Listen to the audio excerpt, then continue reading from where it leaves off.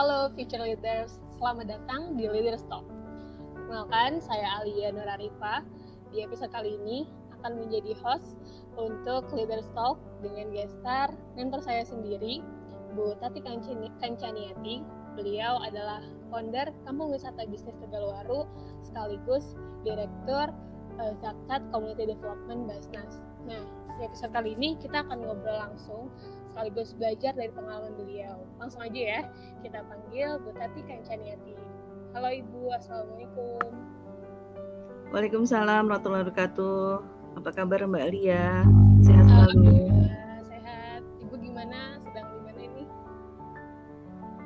Baik, alhamdulillah. Ya, di rumah saja.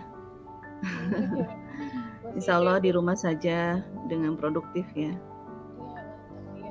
Walaupun di rumah kita harus produktif. Ibu di Bogor berarti ya Bu?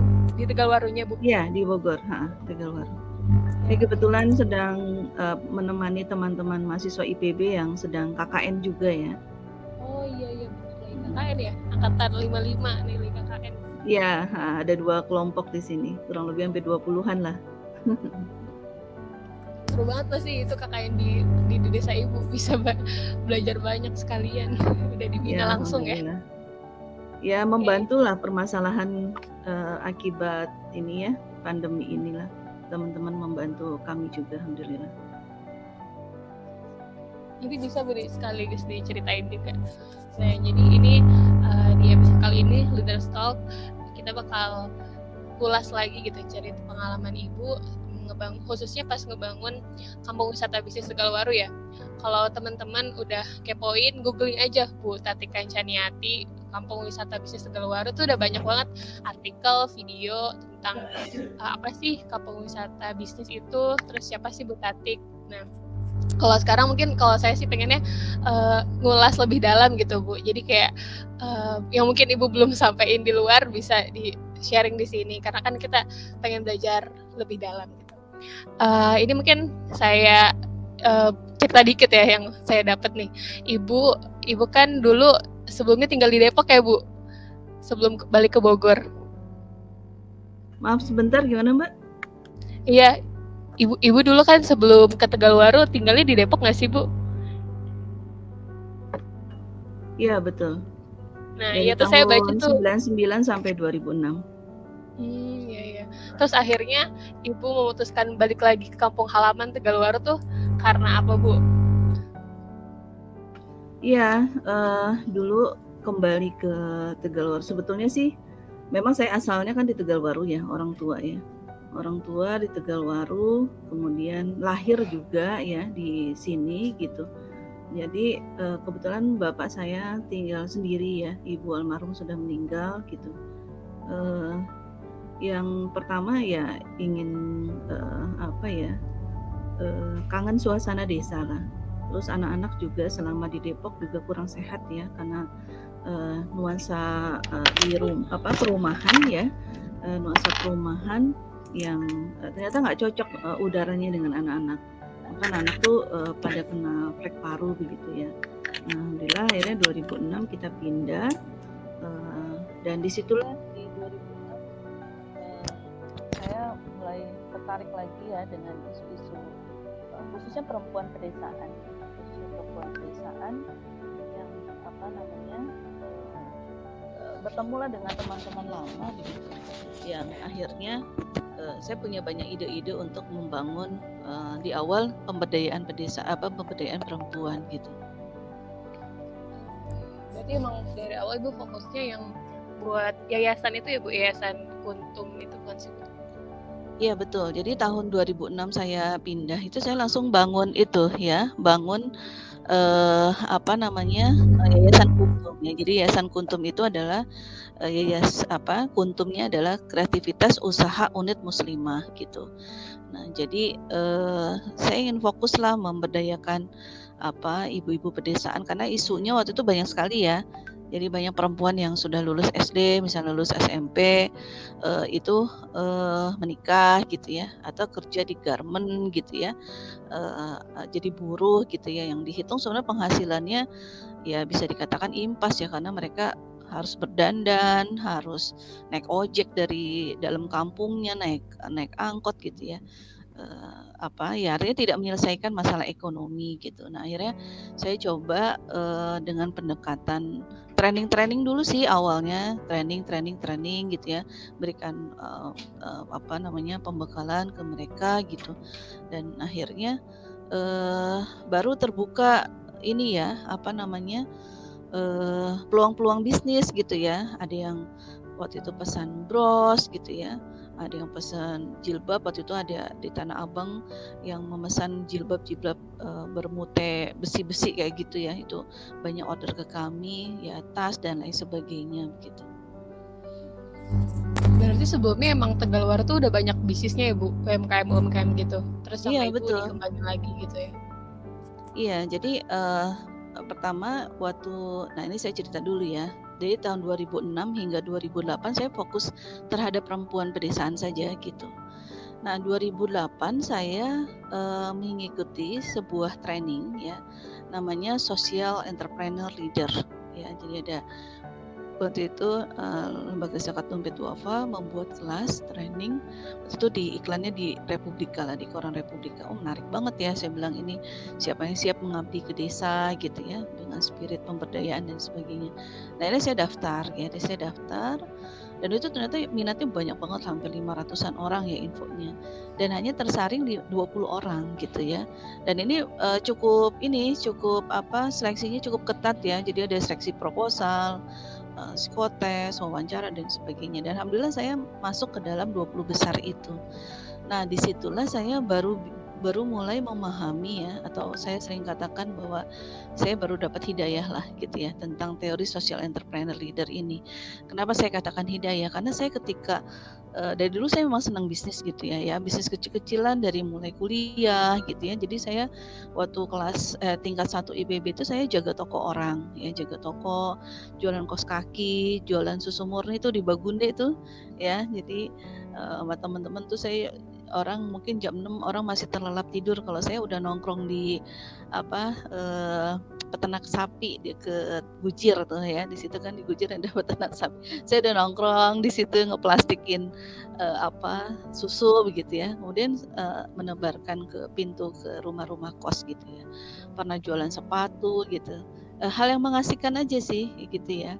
Ya ditambah didorong saya memang kondisi keluarga ya. Jadi kondisi keluarga saya waktu tingkat 1 itu ibu saya meninggal ya. Jadi ibu saya ini seorang perawat ya, di di sebuah rumah sakit. Kemudian bapak saya juga sebenarnya TNI, tapi tidak lama dari ibu saya meninggal tuh bapak saya menikah lagi dan sibuk dengan keluarga yang barunya gitu, sehingga saya dan dengan 4 kakak saya ini ya harus mandiri gitu ya. Jadi ya berkeluh kesah, justru kakak-kakak tuh malah ke saya tuh anak bungsu gitu ya, anak bungsu. Saya punya kakak laki-laki 3. Nah kakak perempuan saya tuh di Manado, jadi yang kena tuh saya ya, artinya saya yang masak, saya yang ngurusin kakak-kakak gitu ya, yang nggak punya uang ya harus cari gitu ya. Tapi dengan kondisi itu saya mulai jadi matang dengan kondisi itu. Nah jadi berpikir bisnis itu ya, saya punya uang 5 juta bagaimana menjadi 6 juta gitu ya. Nah di social entrepreneur leader ini makanya tadi saya katakan dapat hidayah itu, saya menemukan satu formulasi baru bahwa bisnis itu harus bernilai sosial gitu ya. Bisnis itu harus bernilai sosial yang itu bisa menguntungkan ke orang lain, dan itu banyak sekali teori, karena pelatihan ini 1 tahun ya. Jadi saya dimagangkan, belajar di kelas selama 3 bulan, dimagangkan di 3 bulan di tempat bisnis-bisnis yang memang mode-mode pemberdayaan. Kemudian mengajukan proposal dan melakukan program juga. Dan waktu itu saya tidak jauh-jauh, proposal yang saya ajukan itu yang saya lakukan di desa saya sendiri. Waktu itu proyeknya adalah usaha Nata de Coco berbasis limbah kelapa gitu ya. Jadi di desa saya ada limbah kelapa. Nah, sebelum memutuskan proposal itu saya lakukan social mapping. Jadi keliling ya. Saya bisa dikatakan orang yang dulu sangat sibuk gitu. SMP, SMA organisatoris gitu ya. Organisatoris banget lah gitu ya. Jadi ikut ini ikut itu, benar positif ya, dari mulai ikut pramuka sampai tingkat nasional, ikut paskibra ya. Jadi saya mantan paskibra juga. Drum band ya, saya juga mantan mayoret gitu. Jadi emang disibukkan itu. Nah, setelah menikah pun juga saya sibuk sama anak. Nah, baru yang namanya bersosialisasi ketika saya melakukan social mapping itu gitu ya. Karena saya merasa nyaman waktu itu, tidak terlalu harus banyak bersosial karena ibu saya sangat sosial sekali gitu ya, karena bidan desa gitu ya. Selain kerja di rumah sakit, beliau juga bidan desa. Jadi udah tokoh lah di masyarakat, dikenal. Jadi saya juga tidak terlalu harus ngapa-ngapain, orang lain sudah kenal dengan keluarga saya gitu. Tapi ketika mama saya meninggal, hilang sosok itu dan saya harus menggantikannya gitu ya. Nah, akhirnya ketika social mapping saya keliling ya, sampai saya mencari orang miskin di desa saya itu siapa, premannya siapa gitu ya. Jadi orang yang sukses siapa, dari mulai RT. Jadi dari RT gitu ya, sampai ke potensi RW ini apa, kan ada 6 RW, ada 39 RT. Saya sampai detailkan dari mulai potensi sosialnya, ekonominya, potensi pendidikannya, potensi budaya. Akhirnya saya ketemulah dengan Mang Aris, seorang yang membuat wayang golek gitu ya. Ada Pak Yaya yang membuat gendang gitu. Ketemulah nenek-nenek, kakek-kakek, hampir lebih dari 200 orang yang menganyam besek gitu ya. Jadi anyaman besek itu dikerjakan oleh nenek-nenek, kakek-kakek.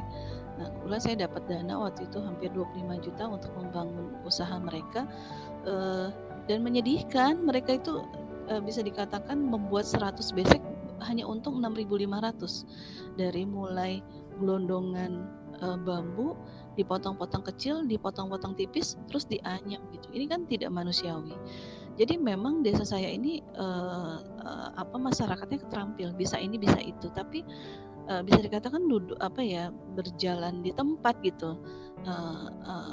Usaha-usaha tas yang sudah 2000 kakak pun juga itu dapat order dari luar. Ketika tidak ada order, maka dia stuck, tidak ngapa-ngapain. Nah, yang saya coba motivasi adalah ayo kita bikin branding gitu ya, bikin brand nama Tegalwaru gitu ya. Nama produk dari Tegalwaru. Sekarang udah ada Maikina, ada Midper, ada Marlin gitu ya. Banyak lagi merek-merek, jadi tidak tergantung dari agen gitu ya. Nah, disitulah akhirnya saya punya ide, saya dan suami ya waktu itu, kampung wisata bisnis. Sebetulnya kampung wisata bisnis ini adalah strategi marketing kreatif gitu ya. Jadi agar bagaimana orang luar bisa datang ke sini dengan kita memberikan jasa. Ayo, mau tahu cara bikin Nata de Coco, saya ajarin gitu ya. Ajarin dan langsung ke tempat Nata de Coco-nya juga kita melihat gitu ya. Mau jadi agen tas ya, pokoknya kita dengan pendekatan ayo kita mulai bisnis dari rumah, ayo kita lakukan bisnis dengan hal yang sederhana atau mulai dari hobi, dan modal apa adanya. Nah, modal apa yang kita punya gitu. Karena banyak sekali di sini contoh-contoh usaha yang bisa dikatakan hanya memanfaatkan kamar kosong, akhirnya bisa budidaya ikan patin ya, dengan modal 7 juta bisa menghasilkan 37 juta dalam waktu 20 hari. Jadi saya menemukan bisnis-bisnis yang sederhana tapi mereka bisa hidup gitu loh ya. Nah, ini perlu oleh orang-orang kota yang ingin mandiri dan punya usaha di rumah, ini perlu diadop gitu. Dan alhamdulillah ya, dengan konsep kampung wisata bisnis Tegalwaru ini lebih dari 800.000 pengunjung ya hingga hari ini itu datang dan sangat berefek terhadap penjualan produk-produk kita. Nah, selain itu saya dorong ya usaha-usaha yang belum ada kita ciptakan juga ya. Kita ciptakan usaha-usaha baru gitu Mbak. Pasti proses banget ya Bu. Iya. Dan seru lah pokoknya. Iya seru. Itu butuh berapa lama Bu berarti? Dari 2010 ya? Ya, 2010. Ya, kritisnya 3 tahun pertama ini memang berdarah-darah lah ibaratnya. Karena menyamakan persepsi orang ya. Jadi yang saya lakukan adalah memang pendekatannya politics dulu ya. Saya dekati Pak Lurahnya, saya sampaikan ide-idenya, saya sampaikan ke Pak Camat ya, saya sampaikan ide-idenya begitu ya. Saya ada rencana seperti ini, bagaimana nanti pokoknya desa kita ramai dan sebagainya. Ya saat itu mereka is okay aja, tapi mereka juga akhirnya sangat takjub gitu melihat hasilnya luar biasa. Bukan hanya nama desa Tegalwaru itu menjadi viral ya, nama kecamatan Ciampea juga jadi naik dan nama Kabupaten Bogor juga jadi baik begitu ya. Dan di internal kami di desa yang tadinya status desa sangat tertinggal, ini kemudian menjadi desa mandiri gitu ya. Jadi tingkat kemiskinan dulu 3,8%, kemudian menurun menjadi 1,1%. Ini memang luar biasa ya. Saya tahun lalu sih melihat data itu langsung di data Kemensos ya, Kementerian Sosial, betul ya, dari 13.900 penduduk ini yang miskin hanya 1000-an gitu ya. Jadi kan cukup luar biasa lah gitu efeknya. Dan menariknya yang Ibu sekarang juga Ibu nggak cuma megang Tegalwaru aja ya Bu, tapi juga desa-desa lain di seluruh Indonesia nggak sih Bu? Banyak banget. Nah ini sebenarnya orang mungkin kenapa sih Bu Tati kok sekarang jadi di Basnas gitu ya. Mungkin orang nggak tahu mimpi saya ya. Jadi pada masa dikatakan mungkin model kampung wisata bisnis Tegalwaru ini sudah baik ya, dalam arti sudah terbentuk begitu ya. Nah saya tuh ya suka nakal lah pikirannya gitu ya, nakal positif ya maksudnya. Saya pengen tahu mencari tantangan lain untuk memberdayakan desa yang lain juga gitu ya. Nah waktu itu dengan yayasan saya itu saya megang 8 desa ya, ada desa Cibunian, ada di desa ini ya, di mana Sindang Jaya, di Cianjur ada Gekbrong ya, Bantarsari dan lain sebagainya. Tapi ya masih Jawa Barat tantangannya belum inilah ya, begitu aja gitu ya maksudnya. Saya pengen keliling Indonesia gitu. Itu mimpi aja gitu ya. Ternyata jadi doa gitu. Tiba-tiba saya dihubungin oleh salah satu direksi di Basnas, berminat tidak gitu ya jadi direktur di Basnas. Kita ada program pemberdayaan desa, ada program ekonomi juga dan sebagainya gitu ya. Wah, saya langsung tertarik gitu ya. Saat itu saya langsung oke deh, bismillah gitu. Nah, alhamdulillah akhirnya saya diterima dan saya langsung diamanahi memegang 113, waktu itu 80-an desa di 27 provinsi gitu. Jadi udah sebulan, pokoknya 3 bulan pertama itu saya setiap minggu keliling Indonesia ya, ke Jambi, ke setiap minggu pokoknya gitu ya. Saya Masya Allah gitu ya. Jadi memang Allah mengabulkan doa dengan saya harus pindah pesawat dulu gitu. Saya harus naik pesawat Basnas gitu ya untuk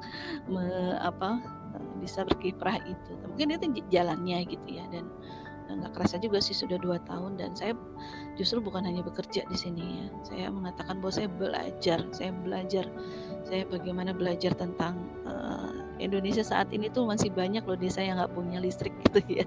Jadi saya menemukan beberapa desa ya, itu zaman sudah merdeka gitu ya, sudah zaman 4G gitu ya, masih ada ya desa yang belum punya listrik gitu ya. Ini jadi tantangan ya, bagaimana kita terus membangun desa. Nah ini mungkin kan kalau sekarang dilihat juga udah banyak ya Bu anak muda yang lebih peduli sosial gitu kan, kayak banyak gerakan komunitas, startup juga yang emang fokusnya ke mengasih solusi buat masalah yang ada gitu.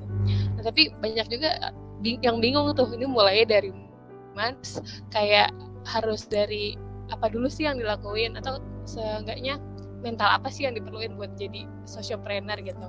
Aku bisa kasih tips atau pesan-pesan gitu buat ya anak muda seusia saya gitu yang kayak pengen tapi nggak tahu nih mulai dari mana ya. Oke, saya sebelum jawab ini cross check suara dulu ya. Kalau Mbak Alia bicara, yang diterima ke saya itu suaranya deng gitu, ya. Oh iya Bu. Kalau saya nggak tahu deh. Kelihatannya mungkin headsetnya kurang pas atau apa ya. Kalau Mbak Alia bicara ya. Kalau saya sih, kalau saya jelas. Jelas aja sih, paling ada noise dikit. Aku dengar. Kalau saya, kalau Ibu jelas ya. Nah itu Mbak Alia. Ini nanti malah terganggu ya. Ya, oke. Terkait untuk anak-anak muda sekarang ya. Jadi justru ini suatu social entrepreneur ini sangat pas, sangat gayanya anak muda gitu ya.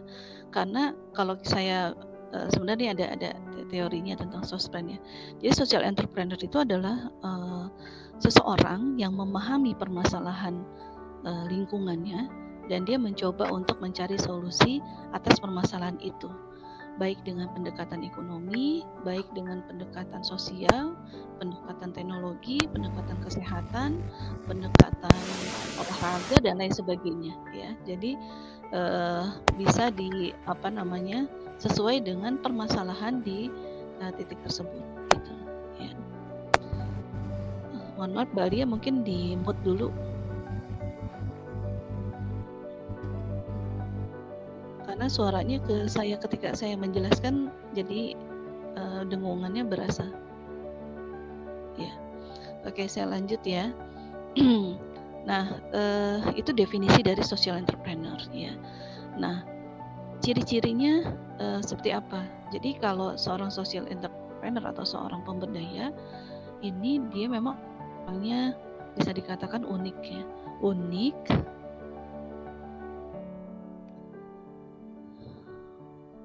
Maksudnya ulang lagi jawaban yang tadi.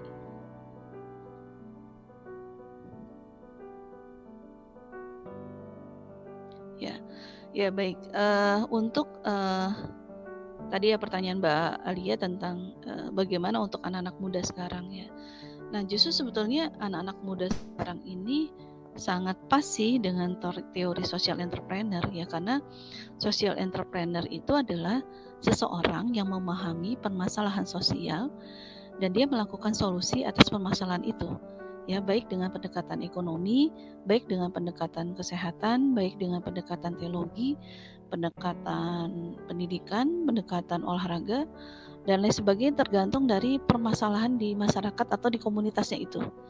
Nah jadi seorang social entrepreneur ini orang yang unik, yang nggak bisa diatur, orang yang penuh dengan hal yang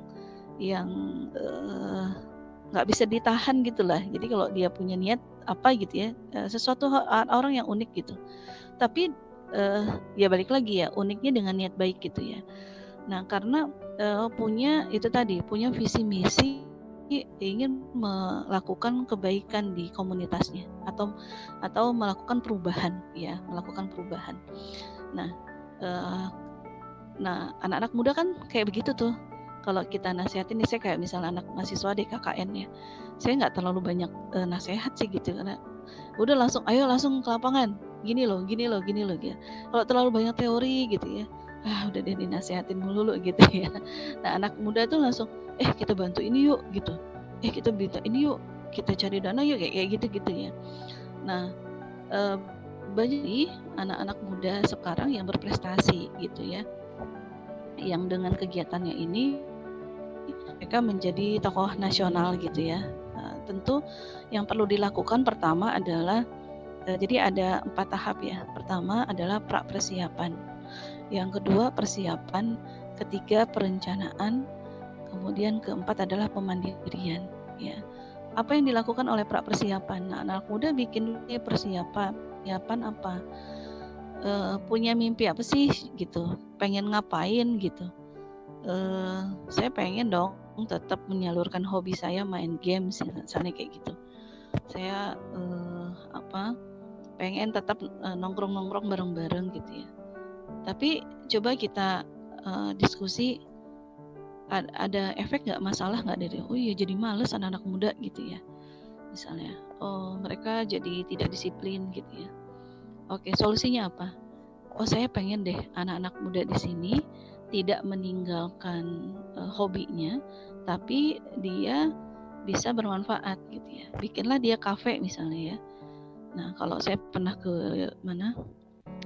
Aceh itu beberapa kali, saya ketemu sama anak muda sana, saya diundang sama orang-orang KNPI sana ya, anak kami. Nah saya langsung, di mana kita diskusinya dek gitu. Kami punya kafe bu, namanya kafe dua pakat. Jadi ada kesepakatan gitu yang dihasilkan ya. Kalau di Aceh itu kan banyak tempat ngopi ya, tapi nggak jelas juntrungannya gitu. Ngobrol kemana dari pagi sampai sore gitu ya, nggak jelas lah gitu. Nah dua pakat ini ngobrol tapi ada kesepakatan gitu yang dihasilkan gitu ya. Nah itu saya cukup unik juga gitu ya ketika mengisi di sana, dan ternyata ngobrol-ngobrol sambil ngopi itu ngalir tuh gitu ya, bikin gerakan macam-macam gitu ya, khususnya anak muda. Nah, jadi yang pertama persiapan, tentukan dulu segmen yang mau kita bidik. Anak muda kah, ibu-ibu kah, anak jalanan kah gitu ya. Jadi kalau kita mau, saya ingin memberdayakan masyarakat Indonesia, wah kayak banget gitu ya. Terlalu banyak loh masyarakat Indonesia, ataupun saya mau memberdayakan masyarakat satu desa. Punya kemampuan apa gitu. Lurah kepala desa aja banyak yang angkat tangan gitu ya. Maka mulai dari yang kecil. Ya, mulai dari komunitas kecil, memberdayakan anak muda, memberdayakan anak jalanan gitu ya. Ada tuh teman kita, kalau nggak salah nih PB juga ya, dia bikin komunitas gerimis apa ya gitu ya, saya lupa tuh. Nah dia memberdayakan anak-anak yang ojek payung gitu ya, ojek payung ya. Jadi dia ini tuh tanyain kenapa ojek payung dan sebagainya, sampai dia fasilitasi anak ini dengan jas hujan, dengan payung yang baik. Dia disekolahkan walaupun dia sekolah formal, tapi dia juga ada sekolah wajib yang dia bina di situ dan lain sebagainya gitu ya. Jadi asik banget gitu ya. Contoh misalnya yang itu baru persiapan, tentukan segmen. Nah kemudian persiapan. Nah persiapan itu kita harus melakukan asesmen ya, kita petakan, oke, kita mau berdayakan anak jalanan. Kita langsung, sebetulnya ada teorinya, alat namanya PRA, partisipasi rural appraisal. Dan kalau dijelitakan di sini panjang gitu ya. Tapi pada intinya kita mengidentifikasi lah apa sih sebenarnya kebutuhan anak jalanan ini. Oh mereka itu sebetulnya karena tidak punya orang tua gitu ya. Oh mereka itu untuk membiayai sekolahnya sendiri gitu ya. Oh mereka itu tidak punya rumah gitu ya. Oh mereka itu dikuasai oleh seseorang yang sehingga mereka itu harus bekerja gitu ya. Dan lain sebagainya, kita gali tuh ya. Sama seperti hal yang dilakukan oleh teman kita anak UI, My Dream de Lyon ya. Mungkin kalau pernah dengar, dia memberdayakan anak jalanan di Manggarai ya. Dia kumpulkan, kenapa disebut dengan My Dream de Lyon. Nah itu jadi My Dream de Lyon itu adalah mimpi bunga de Lyon, kalau ditiupkan itu dia langsung terbang gitu ya. Nah bagaimana mengasah mimpinya anak jalanan itu biar lebih terbang tinggi gitu. Karena di awal ketika ditanya, kamu udah besar mau jadi apa dek gitu, tukang parkir gitu ya. Yang satu lagi mau apa? Itu pedagang aqua, jadi Gojek gitu ya. Karena yang dia lihat sehari-hari tetangganya, ayahnya, profesinya seperti itu gitu. Ya, mereka nggak tahu bahwa ada insinyur, ada profesor dan lain sebagainya. Akhirnya mereka ajak ngobrol bahwa ada mimpi ini loh, ini segala macam ya. Akhirnya sampai mereka bikin kelompok perkusi yang dia festival dia mengisi festival di Kota Tua, dan mereka bisa menghasilkan uang dan akhirnya bisa bergeraklah komunitas itu ya dengan pemberdayaan pendidikannya gitu ya. Nah jadi itu persiapan ya, nanti Nah itu tadi termasuk branding nama komunitas juga penting ya. Ini untuk mewakilkan visinya gitu ya.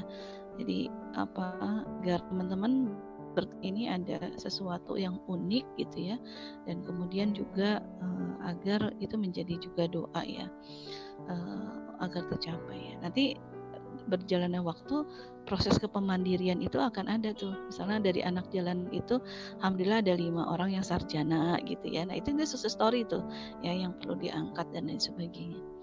Mungkin singkatnya seperti itu Mbak Alia. Kalau mungkin ini kalau ngomongin social planner atau gerakan sosial, kan mulainya pasti modalnya sedikit gitu ya Bu, atau bahkan nggak punya modal sama sekali gitu, modalnya niat baik dulu gitu, intinya mah mau bantu gitu. Tapi gimana biar gerakan itu punya nafas panjang, bisa sustain, kira-kira gimana Bu? Iya itu tadi, kita memang harus punya manajemen komunitas ya, lembaga atau komunitas. Jadi memang yang pertama kali dilakukan adalah ya bikin dulu komunitasnya apa gitu ya, yang nguruslah ke akte notaris cuma 500.000 ke notaris, saya mau bikin yayasan misalnya gitu ya, yayasan namanya apa gitu, atau saya mau bikin ormas misalnya ya, ini memang kita harus punya payung gitu. Nah dengan payung itulah gitu ya, atau wadah itu kita bisa fundraising. Kan nggak mungkin misalnya bantu dong Alia gitu, nanti rekening ke rekening saya ya gitu ya, saya punya program ini nih.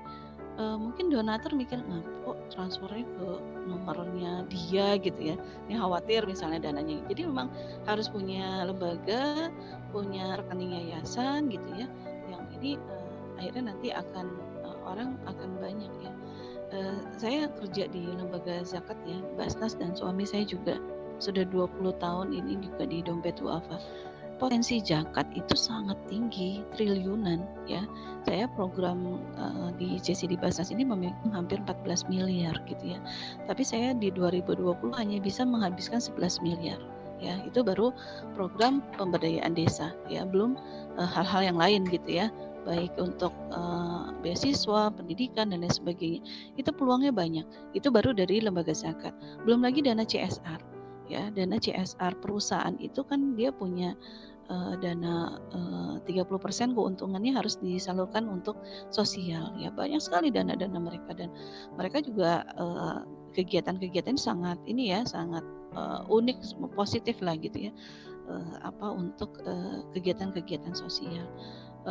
Selanjutnya donatur perorangan, ini banyak loh orang-orang kaya ya, yang mungkin artis kita dekati gitu ya, yang mereka juga punya uang tapi mereka nggak tahu cara harus bagaimana gitu ya.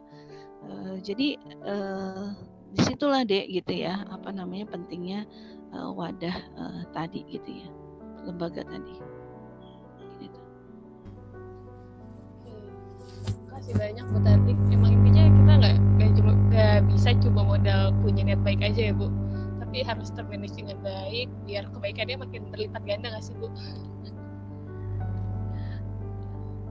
Ya kalau itu sudah otomatis ya, otomatis sekali gitu, bahwa nah itu justru di awal ya, sudah spirit di awal bahwa ketika kita melakukan kebaikan itu misinya adalah betul-betul kita ingin menjadi sebaik-baik umatnya yang bermanfaat untuk orang lain. Nah kriteria dari hal-hal ya yang penguat dari social entrepreneur itu adalah, pertama tidak boleh orientasinya uang ya, karena uang itu bagi seorang social entrepreneur dia akan datang dengan sendirinya, itu bukan tujuan tapi itu adalah efek gitu. Jadi tujuan pertama adalah bagaimana program kita ini bisa memberikan kemanfaatan atau merubah sesuatu dari objek yang kita akan bidik gitu ya. Mereka ada perubahan skill, perubahan tingkat pendidikannya, perubahan agamanya jadi makin baik misalnya dalam beribadah ya. Nah itu ada target-target itu. Sedangkan uang itu adalah efek, dia akan datang dengan sendirinya gitu.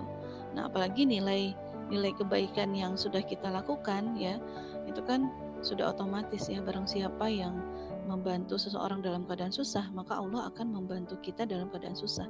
Itu udah bahasa langit ya, dalam arti itu udah menjadi satu janji Allah gitu ya.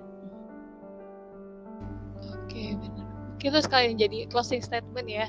Kita jangan motivasinya karena uang, tapi justru buat buat lakuin kebaikan dan buat membantu orang gitu, buat melayani masyarakat gitu.